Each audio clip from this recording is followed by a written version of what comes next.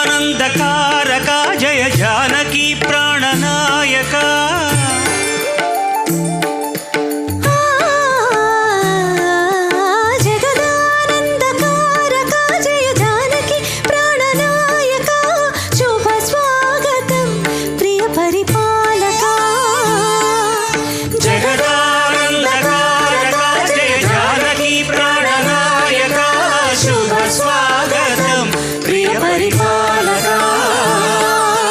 మంగళకరమౌ నీరాక ధర్మానికి వేదిక అవుగాక మా జీవనమే ఇక పావనమౌగాక